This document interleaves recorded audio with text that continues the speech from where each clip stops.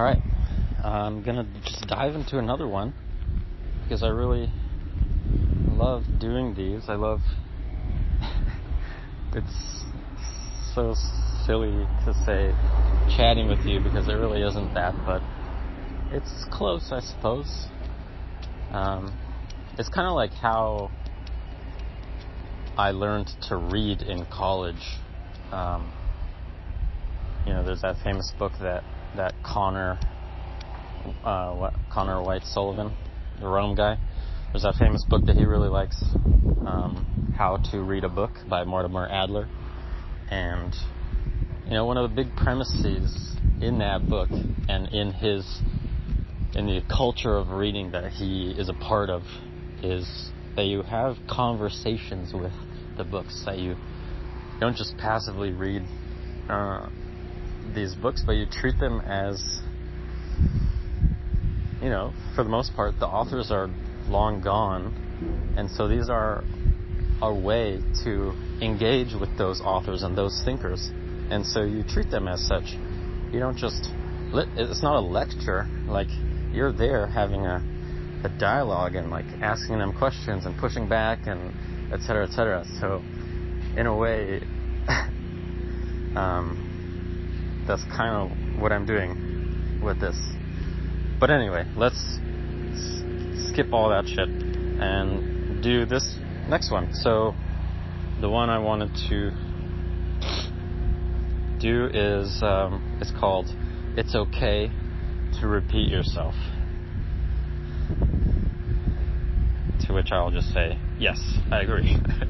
No, let's listen.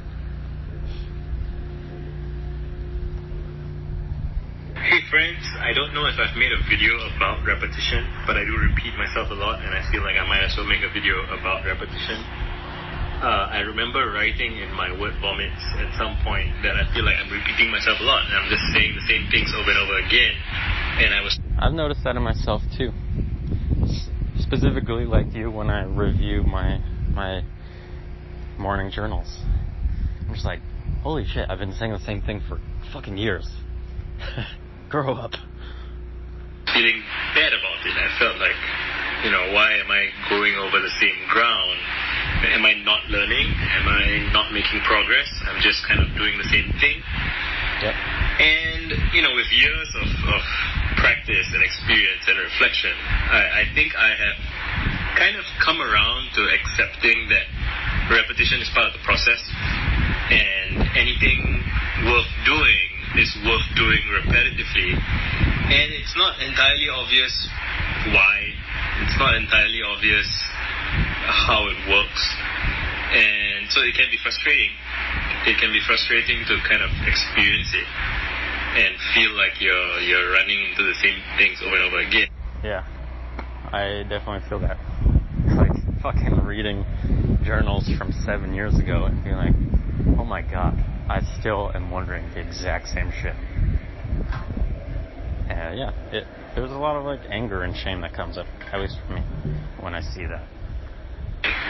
What I do know is that it helps to write it down so that, and not to prevent yourself from repeating yourself. I think that was something that I tripped over as well. It's like when you start writing things down, it becomes more clear how much you're repeating yourself, and then it feels more painful in some ways, although that pain is downstream of how you're framing it, right? So there's some assumption that repetition is bad, or it's the sign of that you're plateauing,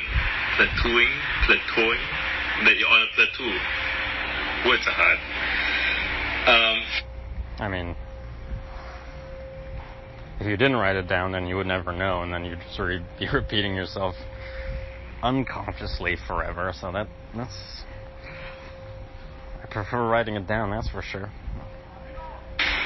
Which is kind of true at some level, right? So like if you're lifting weights and you're lifting the exact same weight for the same amount of reps and the same amount of sets for weeks and months on end, it can feel agonizing because it feels like you're not making any progress. It feels like you're stuck. It feels like you're at the limit of what you can do, and it might seem like you might not be able to progress past that limit. And for people who are, let's say, at the absolute cutting edge of what humanity has accomplished, if you're a 100 meters Olympic sprinter and you're like you're like under 10 seconds, you're like 9.9, let's say. That's already better than like 99.99% of people in the world, right? Most people never run below 10 seconds, 100 meters. And yet it will feel like you're doing the same thing, and like further progress is almost impossible. And yet people have tried, right? I think Usain Bolt went down to like 9.5 something or 9.6 something like that. And until then, it seemed like 9.9 and then 9.8 were like the hard limits. And who knows how much faster people will get. But why am I bringing that up? And yet most of us know that we are not at like humanity's cutting edge, right? So like, how much can I write a day? How many videos can I make a day? Or how many days in a row can I publish videos, right? And how often will I be saying the same things? It is what it is. I don't know why. It's funny. As I started making this video, I didn't have a plan. I very seldom have a plan of what I want to do, what I want to say. But I have all this backlog. I have all this. Just funny because there's another video you have which is like, what is it? It's like planning. Planning is super valuable but ultimately useless or something like that. Body of work in my head, right? So I have my body of work, that's the stuff I've written, the stuff I've made videos about, and then there's the stuff that I just thought about incessantly for years. And I wish I had, I have one book out, I'm working on my second book, and I feel like I have within me like a dozen books maybe. I have hundreds of blog posts on my Word Vomits project, but they don't feel very well organized. They don't feel, it's all just attempts. It's all just drafts, like volumes and volumes of drafts. And I have to teach myself to understand that that's a good thing. It's not a bad thing to have lots and lots of drafts, because there are things that you only understand by coming at it from many different angles, and even if it's the exact same thing. And I guess I'm transitioning from talking about, I don't really want to be talking about sports because I'm not a sportsman. I would say, so I think there are a few kind of worldviews / skill sets. Like there's the musician's framework, there's the athlete's framework, and I think sports and music are like the two big things. Or like, just art, I guess. So there's the art sphere, and then there's the sports sphere. And the sports sphere is kind of, it's like some people say sports is kind of a play-acted war, right? Like warfare, dominance, hierarchy stuff.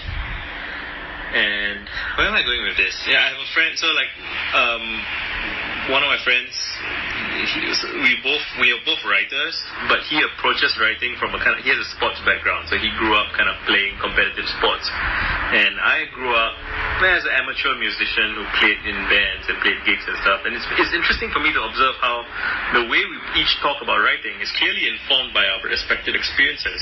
And, so he has that very... One of the dudes that is like the co-founder of Ship 30 for 30, which, again, I am not doing, but he was like a pro video game player, and then he was obsessive bodybuilder, and it's true, like he talks about writing and through those paradigms, like through and through. Grind set, kind of, show up every day, put in the hours, which, musicians have as well. Musicians also need to workshop on their scales and practice. But like, I have more of an improvisational kind of listen and experiment, this more creative, open vibe. I think those are the dominant ways of... Is one way to distinguish between those two, like the artist versus the athlete, is that the artist doesn't have like a specific outcome that he's attempting to train for, and the athlete does, Athletes tend to have much more defined goals and achievements that they're trying to do, right? I'm neither, but I would say that I'm far more of an athlete, at least when it comes to my background. So that's my hunch, anyway. Of being. I don't know if there's a third thing that doesn't fit into either music or sports. There might be, like arts or science, right? Like those are the kind of dominant frames.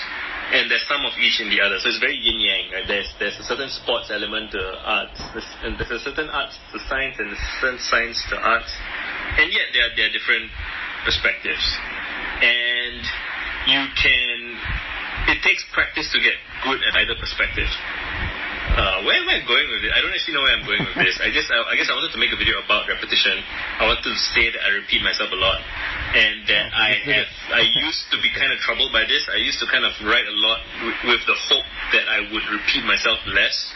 And I think to some degree I have achieved that, in the sense that my past repetition has given me some understanding, some insight, some perspective that has let me kind of dig deeper in certain directions than I was able to before.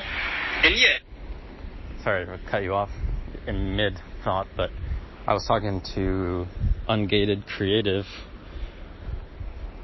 recently, just over Twitter, and we were discussing finding... I forget what that conversation was about, but anyway, the general idea, what I'm trying to bring up is that, if you review all those things and you see that... we were talking about, mimetic desire, right? And how do you distinguish what is you and what's, authentically what you want versus just the things that you've wanted because of the influences you've been around. And I think, reviewing your writing and reviewing your journals in the way you're talking about is, a really damn good way to distinguish, because if you see that you're just, over and over and over and over again saying that, if you're stuck on, certain ideas, or, you're stuck on wanting certain things, then that's a pretty damn good sign that that's you. There's something there in you that isn't going away, clearly. And, I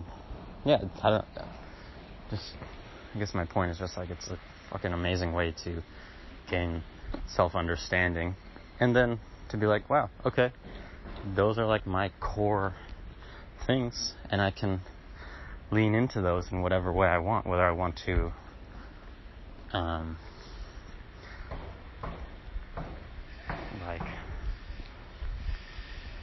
leverage them and be this is my strength and I'm just going to go all in with my strength, or maybe you want to be wow, I've been dealing with this problem for 10 years and it hasn't gotten better. Maybe I should just approach the problem in a different way. Anyway, I'll let you keep going. The repetition seems inevitable, and now I'm thinking about how some people say about, I don't know if it's about writers or even the batting average in baseball, right, with how many home runs you hit. Even the best batters don't hit all home runs. It's I'm not qualified to talk about that because I don't know the specifics, but it's I once read something somewhere that made the compelling case that you can't really improve your batting average, sort of, not much. So the best thing you can do is to take more swings at bat. And I'm talking metaphorically because, again, I don't know shit about baseball. But, instead of trying to become a better writer at the level of each individual thing you write, it seems to me that if you're just prolific, then you're likelier to have happy accidents where you accidentally write something really, really well, and then you can bank those, and you can try to reverse engineer it so that you improve your understanding of what good writing is, and then you can write more, write better, write well. Same for these videos. I think the more videos I make, the more experience I have speaking. I cannot tell you exactly what's improving. That would require more study, and I'm kind of lazy. This reminds me of something kind of similar. So in the last one of these I mentioned my favorite writing teacher. His name's Peter Elbow. And the book that I have read, and where I first found him, It's called Writing with Power. And there's this exercise in there, which is just amazing whenever I've done it, is like you write for 10 minutes, like as fast as you can, no filter, right? And then you stop, you take a break, and you reread what you wrote, and you just highlight like all of the best things, or all the things that stand out to you, right? Whether it's things that are well written, or things that ideas that stand out to you as being like, oh shit, that's important. And then you do it again for 10 minutes using, like, riffing off of those. And you're just going deeper and deeper and deeper into the things that are most important or most interesting. Just wanted to throw that in there. Super, super cool exercise to do. I haven't done it recently enough now that I think about it. But anyway, kind of to your point. Kind of not. Let's keep going. I don't really want to study that closely, but like if I was very, very serious, if it's like 10 years earlier or something, and I'm younger and I have more energy and stuff, and I'm really passionate about wanting to be better at making videos, I would be re-watching all of my videos a lot and analyzing them. I'm not really doing that. I'm not really re-watching my stuff that much. I'm almost kind of depending on other people to do the watching for me and navigate by their comments. Which I think is fine, so I'm learning to make shorter videos. I used to make like half-an-hour videos to get in the habit of just sitting in front of a camera and speaking for hours and hours. That was good, but I realized that most people don't have the patience to watch such long videos, understandable, so I make shorter videos. And I learned that one thing, and then I... Those people can also just listen to it as a podcast. They don't have to sit down the whole time. Keep learning, keep doing more stuff. And also, I guess the final thing I wanted to say about repetition is that you can repeat yourself a lot in the public domain, and there may be some people around you who get tired of it because they're so familiar with it.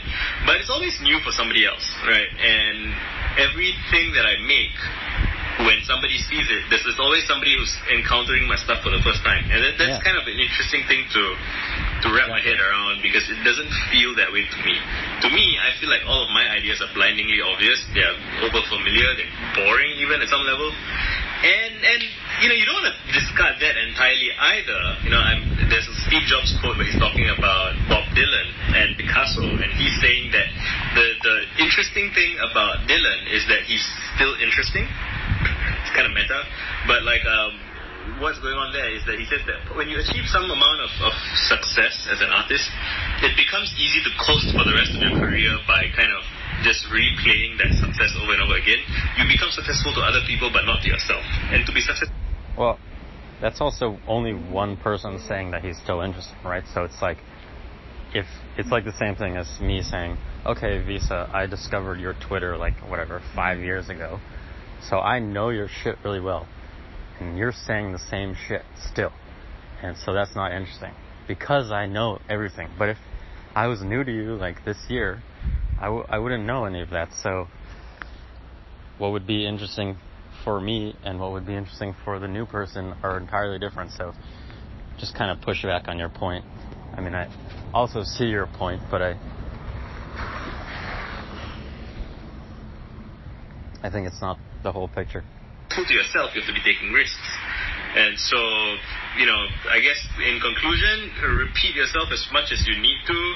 Don't feel bad about that, but always try to take some risks. I think that's what I got for now. Cool. Yeah, so I think this topic really kicks my marketing brain into gear, and it's I guess not every marketer has this terminology necessarily, but front-end and back-end marketing, right? Your front-end marketing is for new people.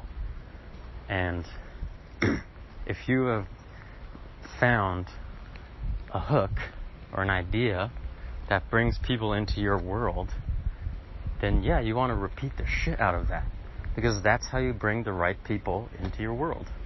And you don't just say it once and then be like, oh, that's boring now. Because then all of the possible people out there who have not yet encountered you because you haven't, distributed your message well enough, they'll never find it. So, that certainly our little corner of Twitter, for the most part, doesn't talk about or even approve of paid advertising, but that's what that's about. Like,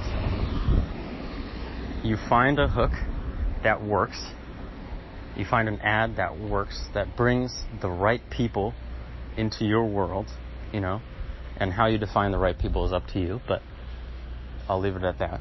And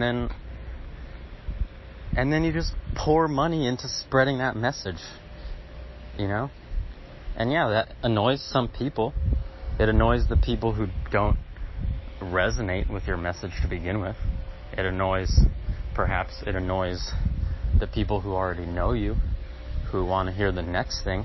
But that's just like a technical problem. Like, you shouldn't be doing your front-end paid advertising at the people who already know you. But I don't know. I might be saying so much shit that you already know because I know you have a marketing background. But yeah, this is the kind of thing it makes me think of. So that's one aspect. Like, repeating yourself is necessary in that respect. And then something else that I've experienced in the marketing world, the copywriting world, with regard to this is, when I was first starting out, I remember studying this guy named Gary Halbert, who's had a lot of problems, but he was extremely good at copywriting. They like to describe him as like a money vacuum, basically. But there's stories about him that, you know, you'd hang out with him, you'd take road trips with him, and you'd realize that he just tells the same stories over and over and over again. And if you don't know what's going on, right, it's annoying. But if you understand what he's doing, it's that he's trying to refine his stories. He's trying to figure out how to tell the stories well. You know, because the first time that we share an idea, the first time we articulate an experience, it's not the best. Like, it's not the most compelling attempt, right? You have to refine it. That's why you talk about editing your transcripts. It's like, yeah, that was your first draft of the idea. Now you try it again. Knowing a little bit better how people respond, what works for you in the telling of it, things like that. So, yeah, and then in my career with various people that I worked with, really, really, really good copywriters, they too would just tell the same stories over and over again. Like, they'd tell me the same stories over and over again, or I'd hear them tell me a story in the morning, and then they'd tell like 3 other people the same thing over the course of the day. And at first I was like rolling my eyes, that is kind of annoying, but it's valuable as hell, you know? And you have to do that. That's what stand-up comedians do. Tell the same joke over and over and over in different ways until it works, right? You gotta repeat yourself. So yeah, I agree with you.